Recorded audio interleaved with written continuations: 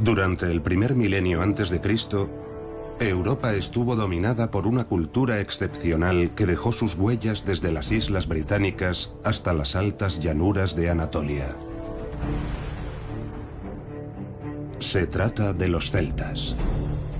En realidad, el término celta hace referencia a numerosos fenómenos que se dieron en un territorio muy extenso. Tan solo conocemos el nombre de unos pocos líderes de esos grupos. Los celtas no fueron un pueblo o país unificado, pero cerraron filas cuando vieron amenazada su cultura. Habitamos los mismos lugares que ellos ocuparon en otro tiempo y forman parte de nuestro legado, pero sabemos muy poco sobre aquellos pueblos. En muchos aspectos, la historia de la cultura celta es una página en blanco, sencillamente porque no dejaron registros históricos escritos. Sus enemigos los describen como bárbaros salvajes y combativos. Y durante mucho tiempo, las crónicas de griegos y romanos han sido nuestra única fuente de información. Pero eso ha empezado a cambiar. Además de en estas fuentes documentales, lo que sabemos de los celtas se basa cada vez más en los vestigios materiales que dejaron. Y al examinarlos con los métodos de la arqueología moderna, estos restos vienen ofreciendo una perspectiva totalmente nueva sobre esta enigmática cultura. La cantidad de descubrimientos es espectacular, así que no es solo que hayamos ido obteniendo más datos en las últimas décadas, es que la información se ha multiplicado de forma exponencial. De la noche de los tiempos viene emergiendo un pueblo fascinante con cada vez más facetas de las que maravillarse. Los guerreros que generaban pavor incluso en la todopoderosa Roma no eran ni mucho menos unos bárbaros. Sus objetos de uso diario y las joyas que lucían dejan entrever que eran unos artesanos hábiles e innovadores e inteligentes comerciantes. Revelan la verdadera historia de los celtas. Los celtas.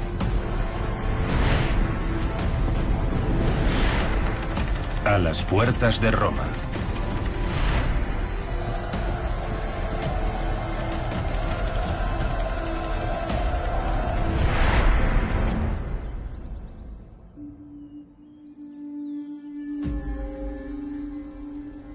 Nuestra búsqueda comienza en Italia.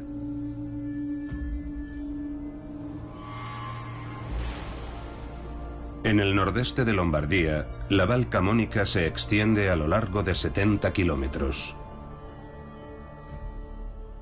Este valle está situado en el extremo sur de una antiquísima ruta comercial que cruzaba los Alpes. El arqueólogo Alberto Marretta lleva más de una década explorando este valle que en 1979 fue declarado Patrimonio de la Humanidad, el primero de este tipo en Italia.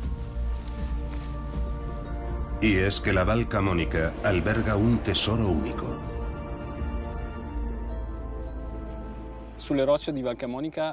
En las rocas de la Val Camonica encontramos abundantes representaciones figurativas.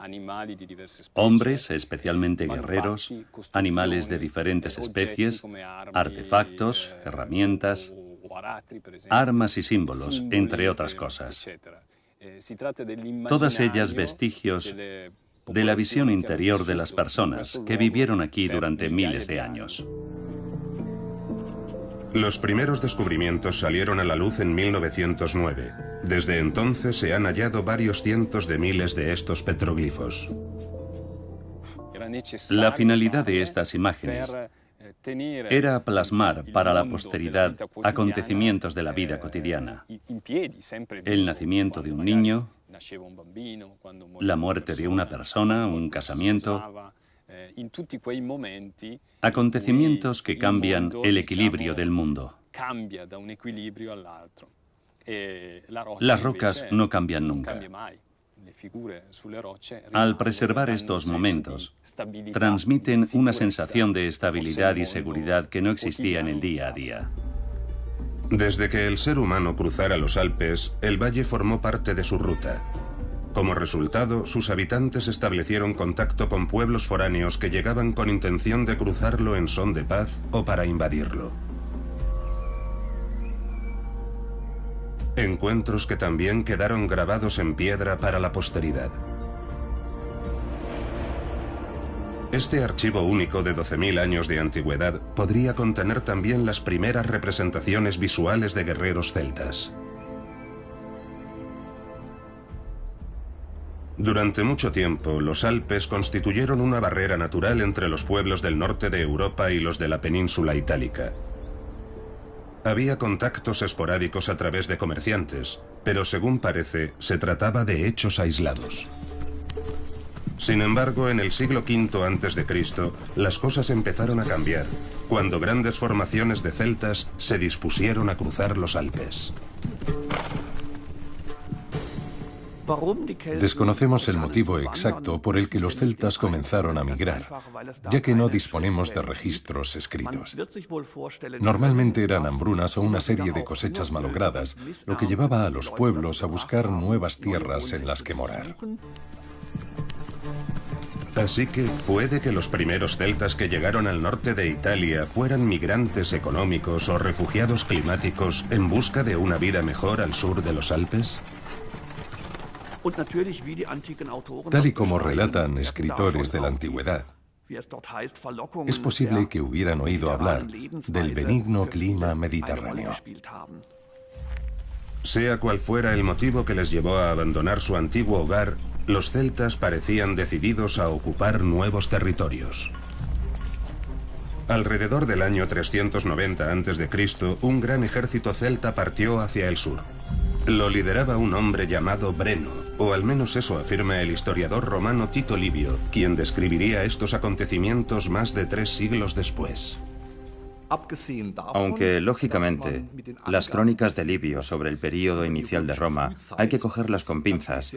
Sus libros son la principal fuente para conocer estos acontecimientos, ya que su Historia de Roma desde su fundación es la única obra existente que aborda dicha época.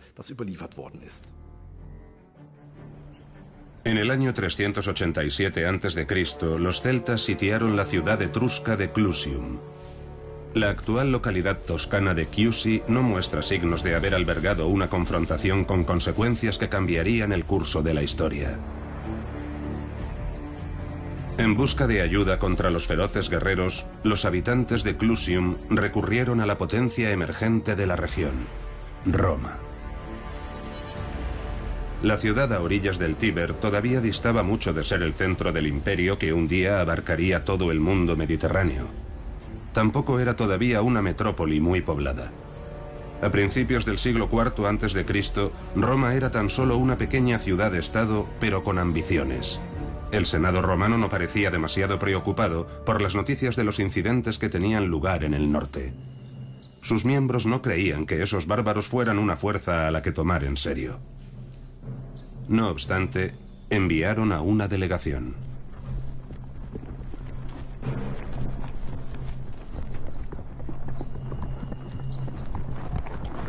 Livio menciona que hubo 3 hermanos que salieron hacia el norte en misión diplomática. Sus instrucciones eran establecer contacto con los bárbaros y evaluar la situación. El primer encuentro oficial entre celtas y romanos tuvo lugar fuera de las murallas de la ciudad de Clusium.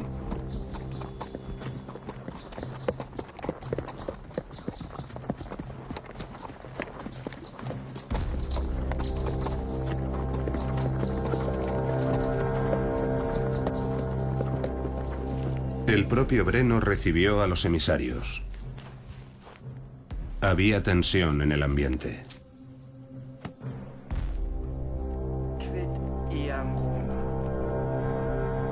Lo que en un principio era un intento por mediar en un choque de intereses se convirtió en una confrontación total. Las conversaciones no tardaron en llegar a un punto muerto. Los celtas se negaban a retirarse. Entonces, se produjo una catástrofe.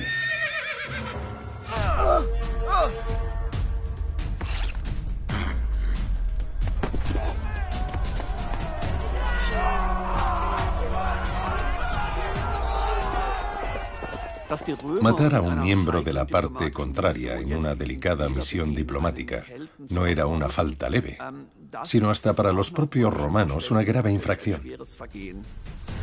Sabiamente, Breno contuvo a sus guerreros.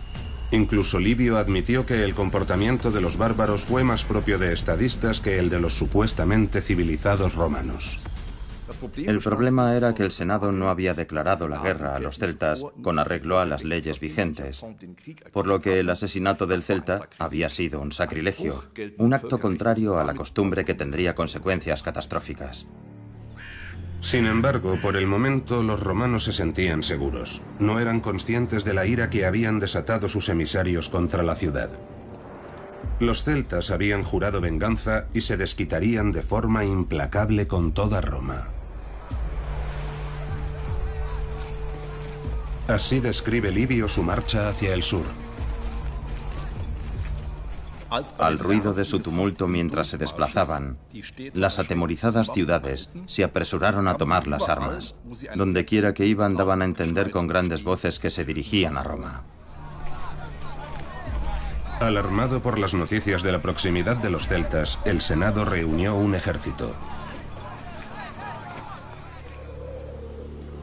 A unas 3 horas de marcha al norte de Roma, los soldados aguardaban a los invasores. Esta extensión de campos fértiles es el lugar donde el 18 de julio del año 387 a.C. se produjo la primera confrontación total entre celtas y romanos, en lo que se conocería como la Batalla de Lalia. 6 legiones lideradas por Quinto Sulpicio tomaron posición para enfrentarse al enemigo.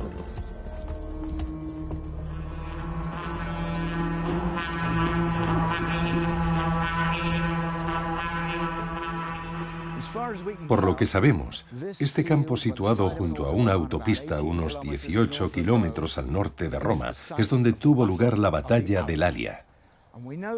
Y lo sabemos porque las fuentes bibliográficas nos dicen que la batalla tuvo lugar en una llanura situada en la confluencia del río Tíber, que pasa por allí, y el río Alia, que discurría por allí.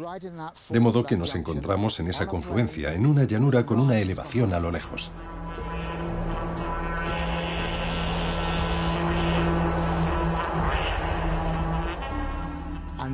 Y aquí es donde una Roma novata se enfrentó a su némesis, el pueblo celta, un pueblo que nunca llegaron a doblegar por completo, ni siquiera en la cúspide de su poder.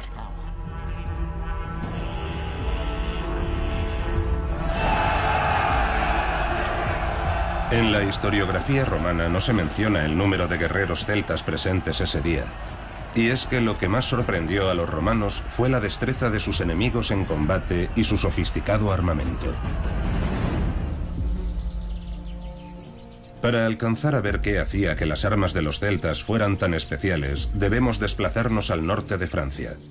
Boucher es una pequeña comuna situada en la región de Champaña. Allí, al ir a urbanizar campos cercanos para construir un polígono industrial, la obligada prospección arqueológica reveló una cantidad considerable de restos humanos. Hay tumbas profusamente decoradas que contienen objetos de extraordinaria calidad. La última morada de guerreros acomodados y sus mujeres, que constituyen unas excepcionales ventanas al pasado.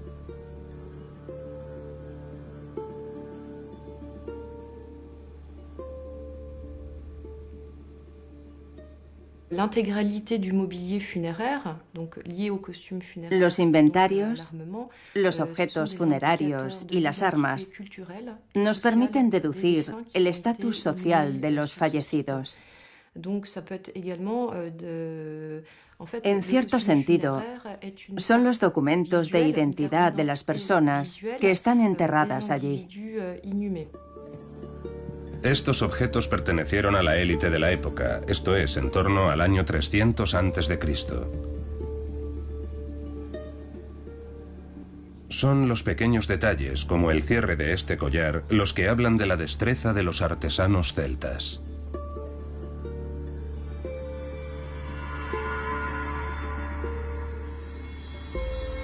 hay fíbulas o broches adornadas con coral, por lo que quienes las portaban o bien tenían acceso a artesanías fabricadas en la cuenca del Mediterráneo, o bien podían comprar sus componentes a comerciantes que los llevaban hasta el norte.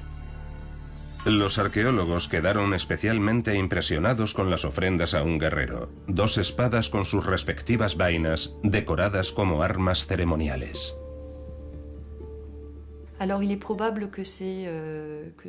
Es de suponer que estas espadas se forjaran para utilizarse en combate. Son muy avanzadas desde un punto de vista técnico, lo cual indica una función práctica, por lo que es poco probable que tuvieran únicamente un fin funerario. Ambas espadas son relativamente cortas y de doble filo, por lo que es probable que pertenecieran a un soldado de a pie. En manos de un combatiente hábil habrían sido un arma mortífera y siguen siendo un ejemplo revelador de la destreza de los celtas. El conjunto de los objetos metálicos atestigua el elevado nivel de los armeros celtas a la hora de forjar bronce y hierro. Eran maestros en su oficio y perfectos conocedores de la tecnología necesaria. También poseían un profundo conocimiento de cómo forjar espadas resistentes a la par que flexibles. Este experimento tiene como finalidad evaluar la cantidad de trabajo necesario para forjar una espada a partir de mineral de hierro obtenido de un horno de reducción directa, como el utilizado en tiempos de los celtas. A continuación vamos a separar los lingotes, doblarlos, soldarlos, forjarlos y separarlos de nuevo, hasta que obtengamos un material perfectamente duro y resistente, que sea apto como base de una hoja. Este repetitivo proceso es necesario para limpiar el trozo de arrabio y eliminar el carbón y la escoria.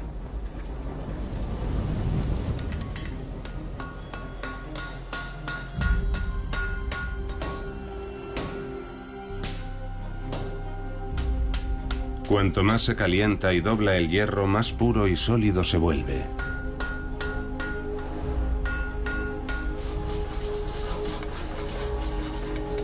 En la actualidad, los herreros cuentan con la ayuda de un martillo de forja accionado.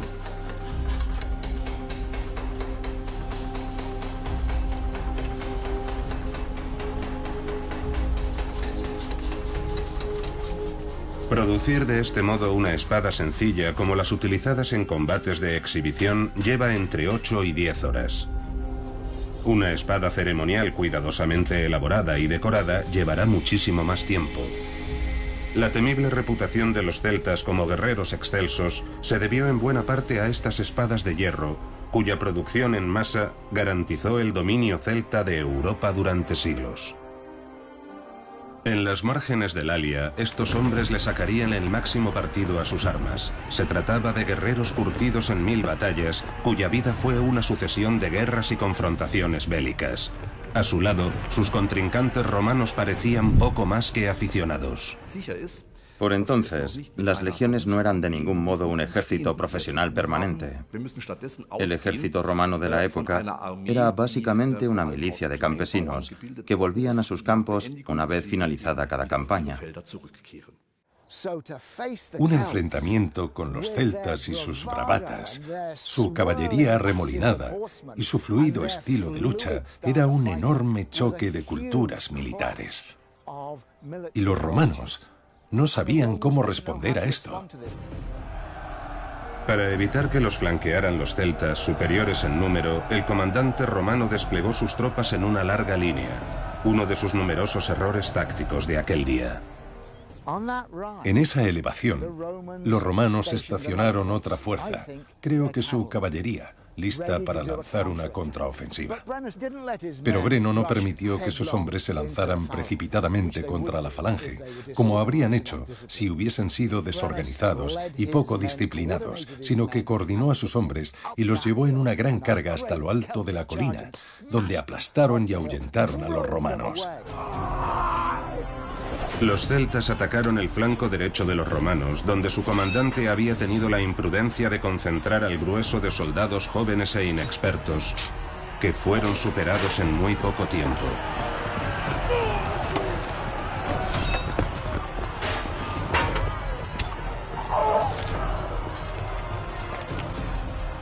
La ferocidad con la que los guerreros celtas se lanzaron al combate hizo que cundiera el pánico entre los romanos, que no tardaron en huir en desbandada. Aquí, entre el Tíber y el Alia, había una zona pantanosa, por lo que los hombres con armadura que huían del campo de batalla presas del pánico quedaron atrapados en el lodo de la ciénaga y sufrieron una muerte horripilante. La mayoría de los soldados romanos murieron al tratar de escapar. Los que se las arreglaron para llegar a la otra orilla del río se retiraron a la cercana ciudad de Velles o se dirigieron a Roma.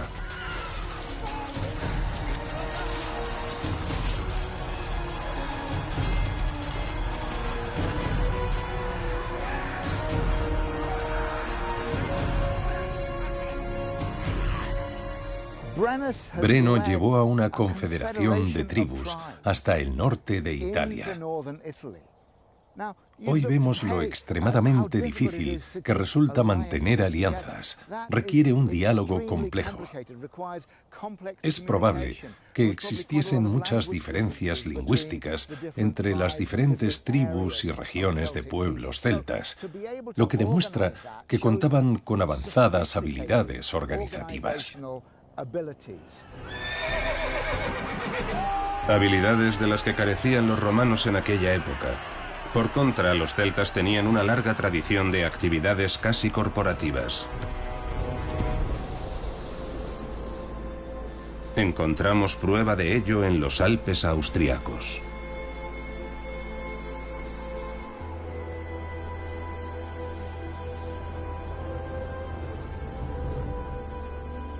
Hallstatt es un pueblecito situado en Salzkammergut, una región montañosa en el centro mismo de Europa.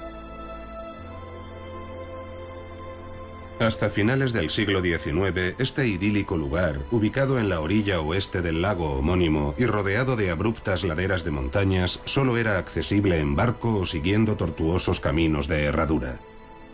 Sin embargo, sus orígenes se remontan a varios milenios antes de nuestro tiempo.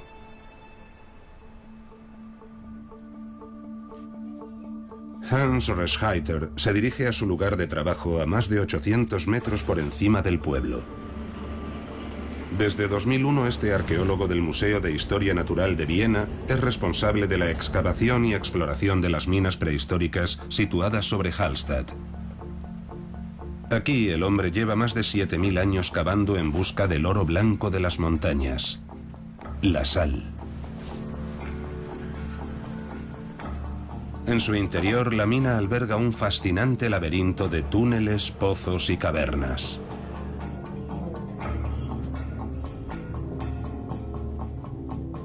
Los primeros celtas se adentraron en la montaña siguiendo las vetas de sal y crearon una red de varios kilómetros de longitud con túneles de suministro espaciosos y bien sustentados que conectaban las distintas cámaras y niveles de extracción.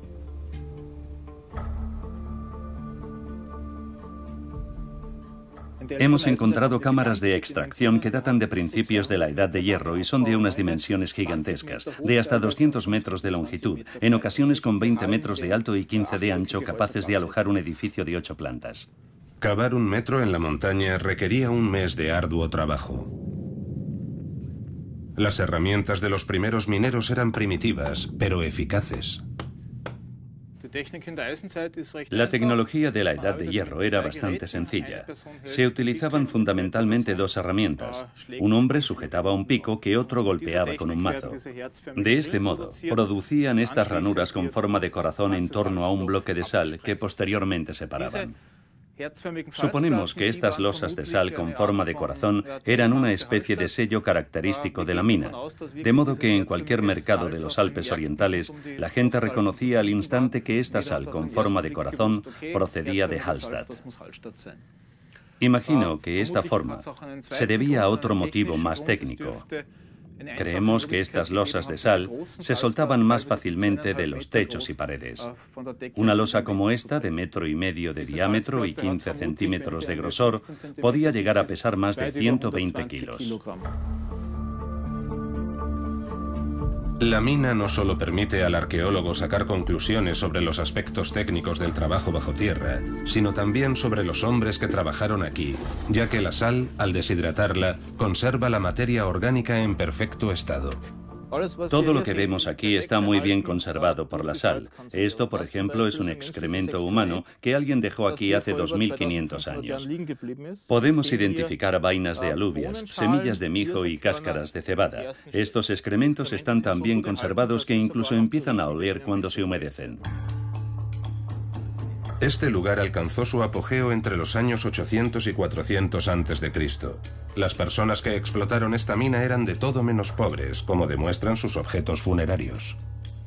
Las tumbas que hemos estudiado hasta ahora indican claramente que incluso personas con esqueletos que muestran señales considerables de desgaste se enterraban de forma fastuosa, de modo que los trabajadores de las minas también se enriquecían con el comercio de la sal. Las tumbas se encuentran en la ladera, a medio camino entre el lago y la entrada de la mina. Algunas partes se excavaron ya en el siglo XIX.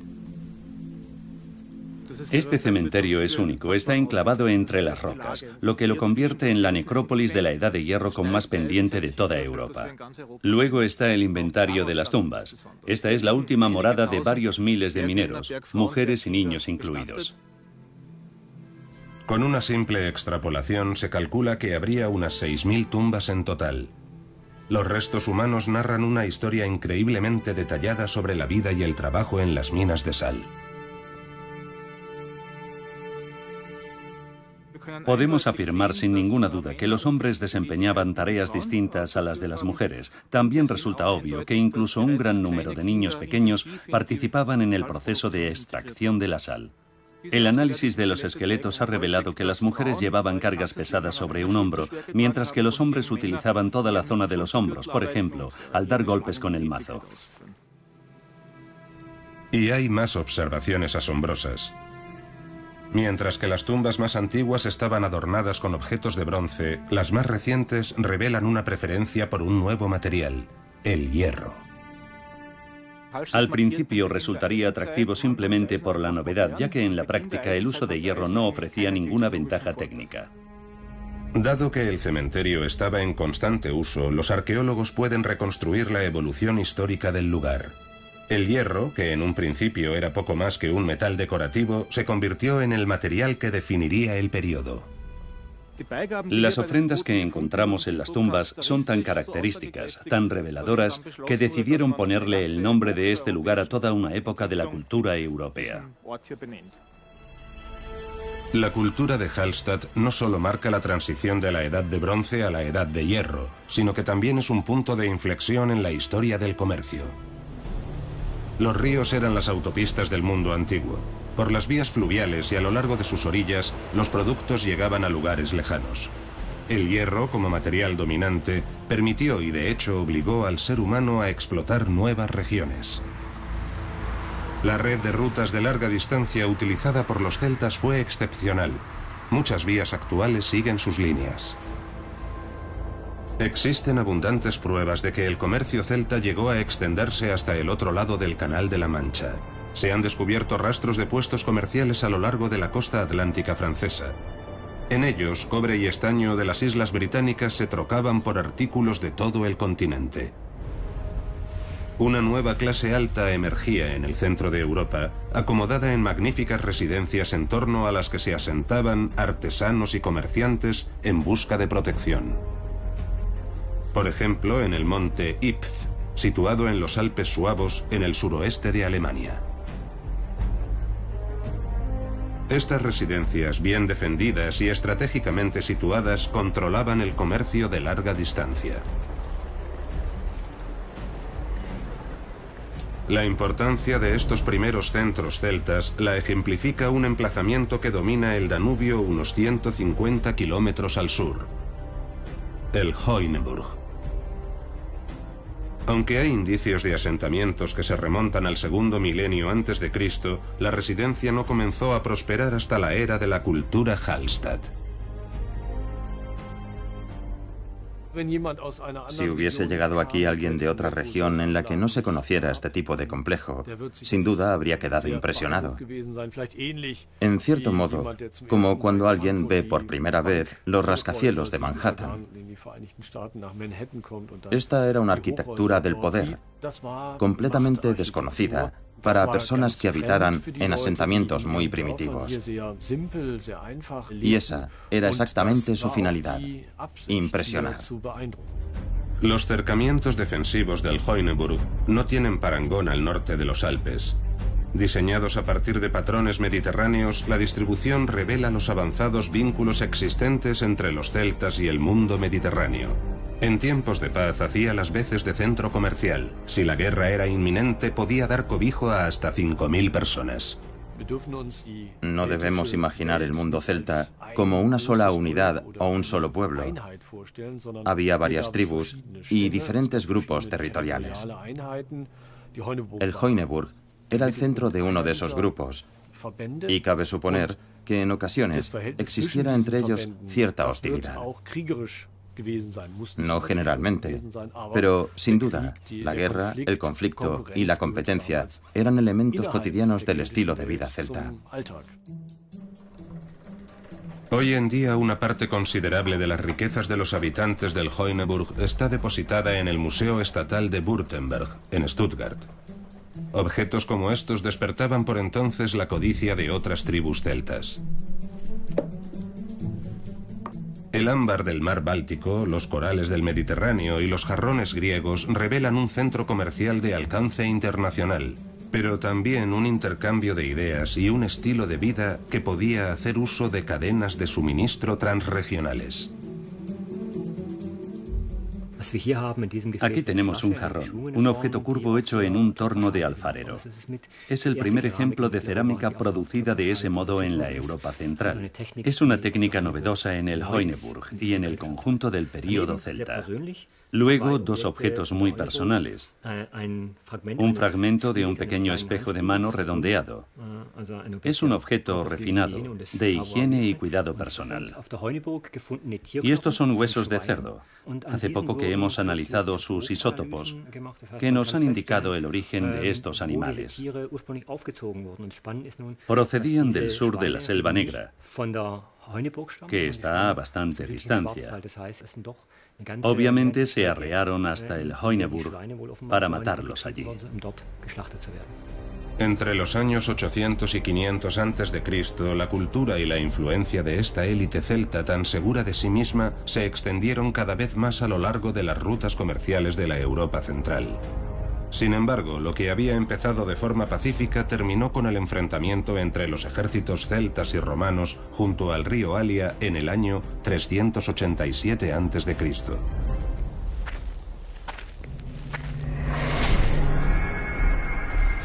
Tras aplastar a los romanos, Breno guió a su ejército más hacia el sur. Dada la escasa resistencia que encontraron, los guerreros celtas no tardaron en plantarse a las puertas de Roma. De acuerdo con Livio, el comportamiento de los bárbaros hizo honor a su reputación.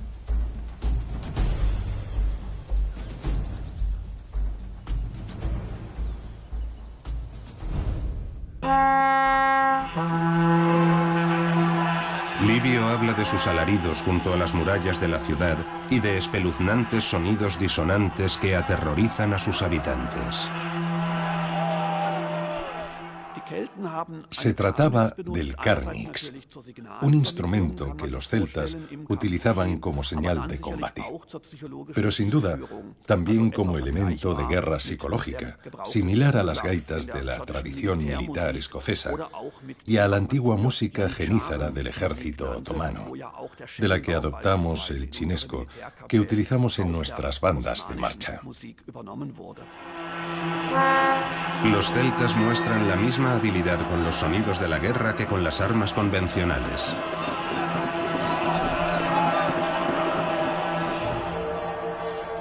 Aunque hasta la fecha no se ha encontrado ningún Carnix completo, sí existen fragmentos, y con la ayuda de representaciones de monumentos celtas y romanos, ha sido posible reconstruir la trompeta de guerra de los celtas. En 1993, el trombonista británico John Kenny fue el primer hombre que sopló un Carnix en 2000 años. El sonido se produce del mismo modo que activamos una trompeta, un trombón, una trompa o una tuba actuales, haciendo vibrar los labios. Los instrumentos de metal modernos tienen al final lo que denominamos pabellón o campana, un megáfono que amplifica el sonido y lo expulsa hacia adelante. Sin embargo, en este instrumento, el sonido queda atrapado en un cráneo de bronce, que funciona exactamente como nuestro cráneo. Nuestras cuerdas vocales se amplifican debido a todos los conductos nasales y a la forma de nuestro cráneo. Ese es el motivo por el que podemos emitir sonidos sin abrir la boca. Con este instrumento sucede exactamente lo mismo. El sonido no se proyecta hacia adelante, sino que es radial, algo muy poco habitual en el mundo de los instrumentos musicales. A los romanos tuvieron que parecerles sonidos del otro mundo.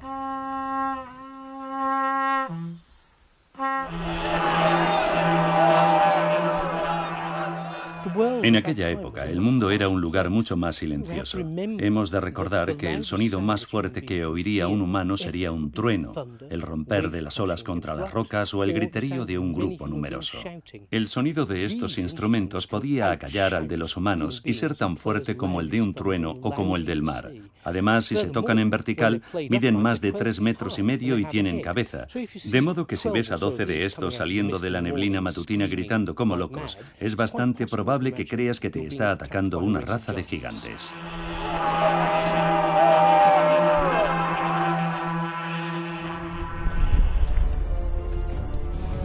Durante la noche, todos los romanos aptos para el combate se retiraron a la fortificada colina Capitolina. Al alba, Breno y sus hombres se adentraron en una ciudad en apariencia desierta.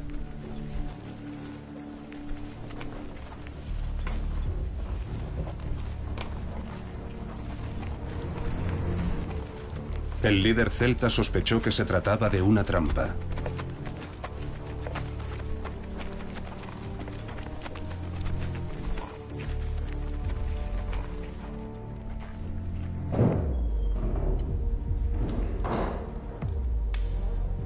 Ciertamente, puede que las casas de los nobles romanos estuvieran abiertas de par en par, pero estaban de todo menos vacías.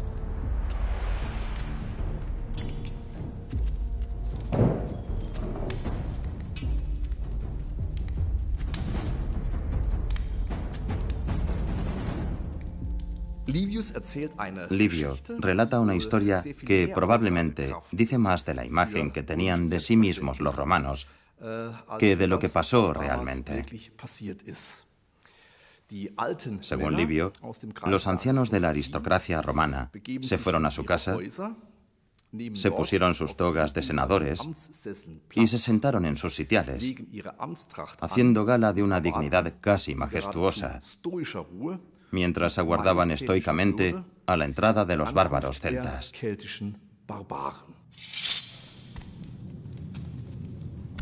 Una estampa poco habitual para los celtas.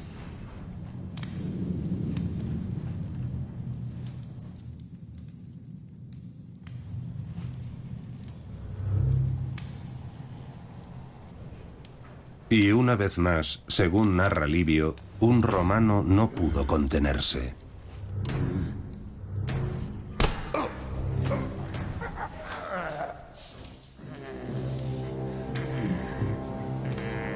Se desencadenó una masacre. Los celtas mataron a todos los romanos que cayeron en sus manos.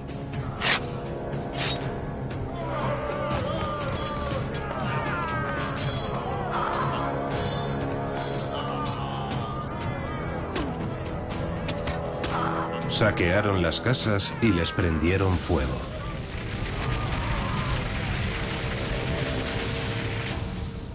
El comandante romano y sus soldados asistieron al saqueo de la ciudad por parte de los celtas sin poder hacer nada.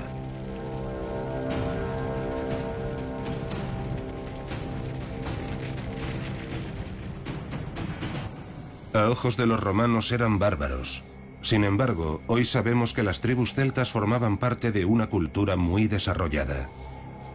Aunque hacía ya tiempo que este campo, situado a 2,5 kilómetros del Heuneburg, se había identificado como la ubicación de un cementerio celta, hace unos años un hallazgo llevó a un descubrimiento extraordinario. En 2005 se desenterró un broche de oro. En el lugar había un grupo de estudiantes de arqueología y uno de ellos recogió el broche, tras lo cual se puso en marcha un importante proyecto. Una vez que se determinó que el broche formaba parte del inventario de una tribu sin explorar, hubo que proteger inmediatamente el lugar de posibles ladrones. Hubo que poner vigilantes las 24 horas mientras sopesábamos las distintas opciones. Alguien sugirió sellar la tumba con una enorme losa de hormigón. Los arqueólogos se decantaron literalmente por la solución más integral posible, la denominada excavación en bloque, que se realiza insertando unos enormes tubos debajo de la tumba. La operación fue un éxito. Toda la tumba, un bloque de 80 toneladas, se transportó a un laboratorio a 120 kilómetros de distancia. Desde entonces, los arqueólogos han estado ocupados desentrañando sus secretos capa a capa. Resulta que la tumba se había colocado demasiado cerca de un arroyo, por lo que se inundaba con frecuencia y los objetos de bronce y hierro resultaban dañados. Sin embargo, para la cámara situada debajo del túmulo funerario, construida con vigas de madera, las condiciones eran idóneas. Gracias a la humedad, las vigas estaban sumamente bien conservadas. Están hechas de roble y pino. Por fortuna, algunas tienen todavía la corteza intacta, lo que nos ha permitido utilizar dendrocronología, que consiste en datar los anillos de crecimiento. Estos anillos son una especie de código de barras de cada árbol. Intercalándolo con la cronología establecida de los árboles, podemos conocer el año exacto en el que se taló el árbol. No hay duda de que esta tumba se colocó en el año 583 a.C., por lo que debemos sentirnos muy afortunados. En 2005, los arqueólogos también descubrieron la tumba de una niña fallecida a una edad de entre 2 y 4 años. A tenor de las dimensiones de la tumba, en un primer momento los excavadores supusieron que se trataba del túmulo funerario de un príncipe, hasta que descubrieron el cuerpo de la tumba principal. El tamaño de la cámara nos hacía pensar que no estábamos ante la tumba de una mujer, pero las opulentas joyas de oro de la zona del pecho y los broches dieron a entender desde un principio que se trataba de una mujer. Esto abría todo un abanico de nuevos interrogantes sobre la tumba secundaria de la niña. Su esqueleto se había descompuesto casi por completo, lo que descartaba un análisis del ADN, de modo que las ofrendas almacenadas en la Oficina Estatal para la Conservación de Monumentos Históricos adquirían aún más importancia. La propia posición de los cuerpos apunta a cierta relación entre ambas. Sin embargo, las joyas indican que debieron de ser más cercanas de lo que sugiere la posición relativa de sus cuerpos. Hay importantes rasgos en común entre las joyas de la niña y las de la mujer.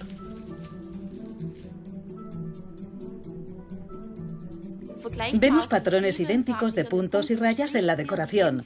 Los broches de la niña son algo más pequeños y compactos, diseñados expresamente para niños, mientras que los de la princesa son más alargados. Solo la combinación de estos hallazgos indica ya una relación cercana. Las joyas podrían ser un legado familiar, pero también plantean interrogantes, ya que no hay duda de que el estilo no se corresponde con el de aquella zona.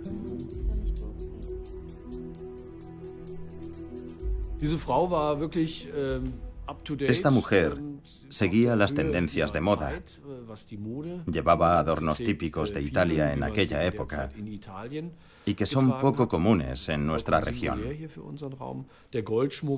Las joyas son de gran calidad, obra de un artesano que había aprendido el oficio en Italia o en la península ibérica. De modo que esta mujer estaba a la altura de las más nobles de Etruria o de las ciudades coloniales griegas. Sin embargo, las joyas extranjeras podrían también señalar la posibilidad de que la princesa no fuese oriunda de la región, sino una migrante del sur.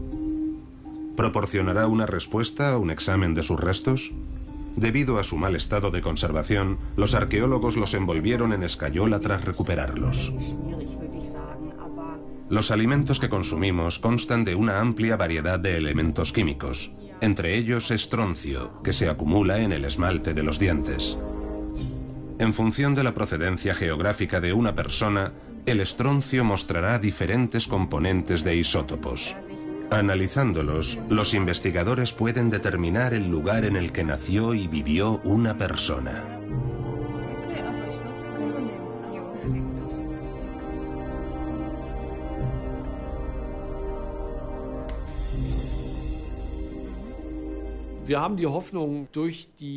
Esperamos que el análisis del esmalte nos indique si la princesa era de la zona, es decir, dónde nació, dónde fue enterrada, o si pasó al menos parte de su vida en otro lugar. El resultado del análisis es concluyente. La princesa era realmente de origen suabo y nació en la zona en torno al Hoineburg. Puede que nunca abandonara su patria, pero que la extensa red de rutas comerciales celtas le abriera las puertas al mundo exterior. Dada su evidente prosperidad, tuvo acceso a una gran variedad de adornos y por tanto pudo elegir los mejores que llevarse a la otra vida. Solo unos pocos túmulos funerarios han sobrevivido a milenios de agricultura intensiva. Aún no hemos conseguido averiguar qué llevó realmente a los celtas a enterrar a sus líderes bajo estos enormes montones de piedras y tierra. Suponemos que fueron varios los motivos. El hecho de ocultarlos bajo piedras perfectamente dispuestas tenía muy probablemente como finalidad protegerlos de los ladrones de tumbas. Por otro lado, cabe imaginar que los muertos, o al menos parte de ellos, se consideraran potencialmente peligrosos. En tradiciones posteriores se les conoce como muertos vivientes, de modo que uno de los objetivos de apilar piedras podría haber sido impedir que los muertos salieran del túmulo. Nociones comunes a lo largo y ancho del planeta. Sin embargo, en el caso del príncipe celta cuyos restos se muestran en el Museo de Hochdorf, cabría más bien suponer que su tumba servía para proteger sus riquezas terrenales.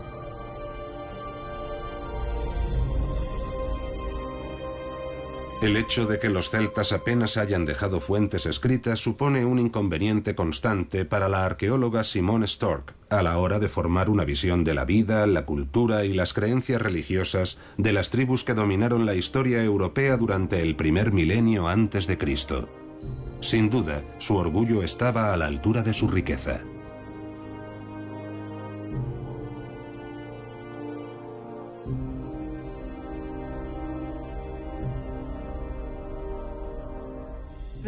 Resulta evidente que se trataba de una persona de un estatus extraordinario. El príncipe de Hochdorf pertenecía indudablemente a las altas esferas de la sociedad, si no estaba en lo más alto, muy por encima de la clase media adinerada de la época. Así que podía permitirse artículos con los que una persona normal solo podía soñar. Por ejemplo, joyas y gran cantidad de objetos cotidianos, así como 9 cuernos para beber con capacidad para hasta 5,5 litros. ¿Preveía el príncipe ofrecer banquetes en la otra vida? Lo más probable, a juzgar por el caldero de 500 litros hallado en su tumba.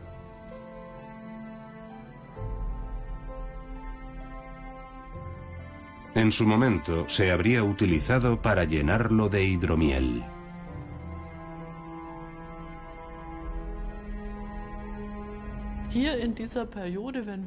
Al analizar la era de las sepulturas de príncipes, tenemos la impresión de estar ante una casta social que incluso en lo referente a la muerte daba gran importancia a la vida cortesana. Sin embargo, la vida de los guerreros celtas que asediaron a los defensores de Roma en lo alto de la colina capitolina distaba mucho de ser lujosa. Después de 7 meses se había llegado a un punto muerto. Ambos bandos estaban agotados. Los romanos empezaban a quedarse sin comida, mientras que los celtas padecían enfermedades y el calor sofocante del verano romano, además de hambre y sed.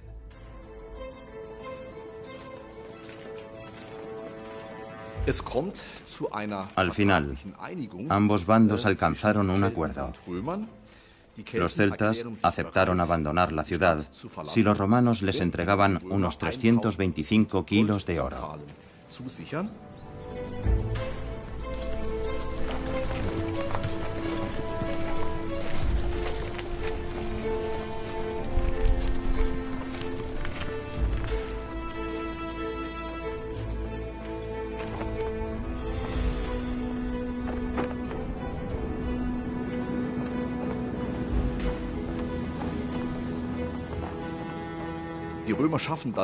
Y en efecto, los romanos trajeron el oro.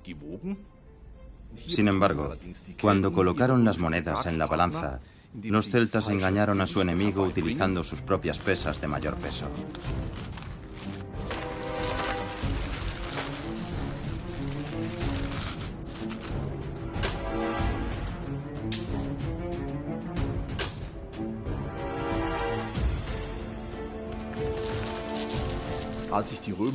Cuando los romanos se quejaron, el líder de los celtas lanzó su espada sobre la balanza y dirigió a los romanos una frase que desde entonces se ha popularizado: Vae victis, ay de los vencidos. Vae victis. En aquel momento, la captura de Roma fue un gran revés para las ambiciones de la ciudad en el centro de Italia. Sin embargo, resulta asombrosa la velocidad con la que los romanos fueron capaces de darle la vuelta a la situación. El saqueo celta de Roma no supuso el fin, sino el inicio del ascenso de Roma al poder mundial.